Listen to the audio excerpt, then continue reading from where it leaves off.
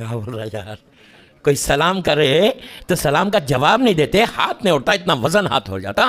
جب پیسہ آ جاتا تو کیا حشر ہوتا، سٹائل بدل جاتا، گاڑی کی سے اترنے کا سٹائل بدل جاتا، مسجد میں آ کے چیک کرتے کہ کس کے پہلو میں بیٹھوں.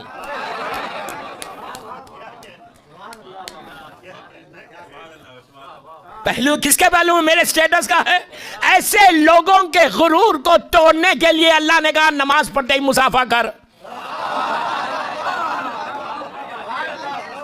کیوں کر مصافحہ؟ یہ تو غریب آدمی ہے. اب بولیں گے مصافحہ کیا کہا؟ قبولیت نماز ہے. ملا ہاتھ. باہر تو نے اپنے سٹائل اپنے سٹیٹس کے لیے اس غریب سے ہاتھ نہیں ملایا تھا، اب تم میری بارگاہ میں ہے.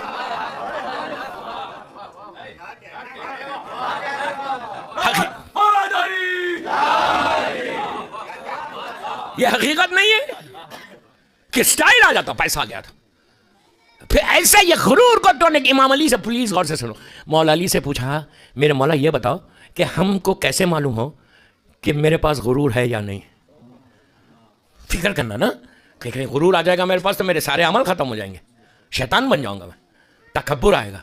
علی سے پوچھا گیا یا علی میں کیسے چیک کروں میرے پاس ہے یا غرور یا نہیں؟ علی نے ایک جملے میں جواب دیا، غور سے سنو. راوی پوچھ رہا مولا میں یہ کیسے چیک کروں کہ میرے پاس غرور ہے یا نہیں؟ علی نے کہا سلام میں پہل کر. کیوں کر سلام میں پہل؟ غریب کو میں سلام نہیں کر سکتا، اسی لیے سلام میں ثواب زیادہ ہے، جواب سلام میں سلام کم ہے، ثواب کم ہے. ہمیشہ سلام پہلے کرنا. ایک سلوات پڑھ لیں پلیز.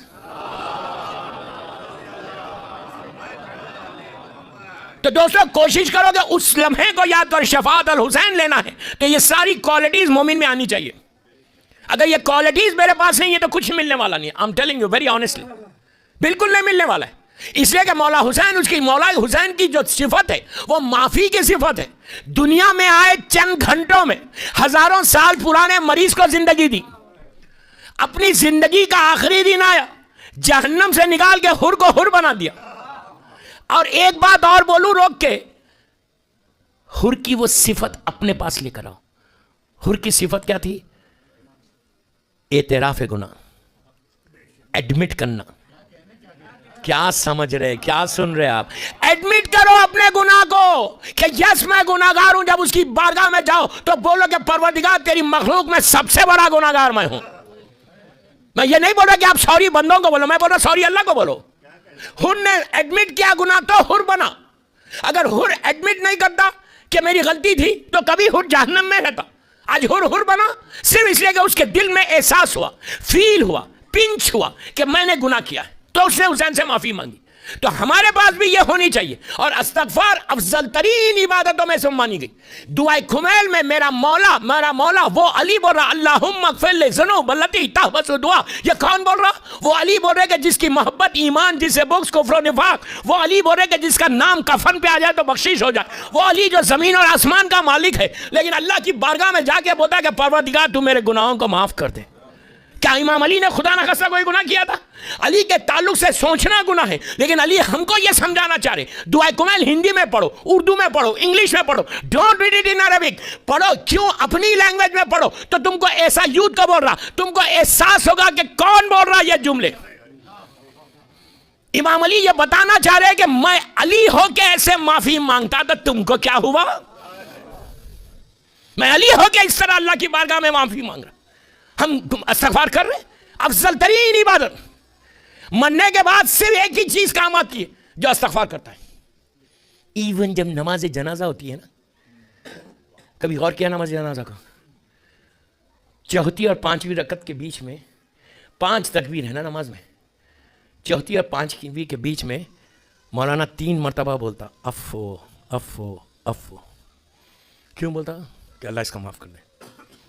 نیچے جانے سے پہلے بھی بولا جاتا کہ اللہ اس کو معاف کر دے.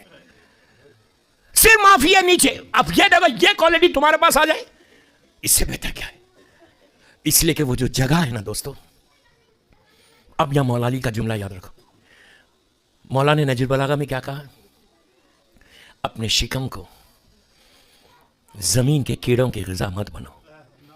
یہ عابد بالگرامی نہیں بول رہا، یہ وہ علی بول رہے ہیں۔ 24 آورس کے اندر پہلا جیسے ہی بیٹا لٹا کے لہ کو بند کرتا، میں اپنی لینگویج میں بول رہا ہوں، ملینز کی تعداد میں انسیکٹس تمہاری باڈی پہ حملہ کر دیتے ہیں، حملہ کر دیتے ہیں۔ اب یہاں میرا مولا کہتا ہے کہ اتنے بے بس ہو جاؤ گے، تم اتنے ہیلپ لیس ہو جاؤ گے، تمہاری ناک سے کیڑے داخل ہوں گے اور آنکھوں سے باہر آ جائیں گے، تم اتنے بے بس ہو جاؤ گے۔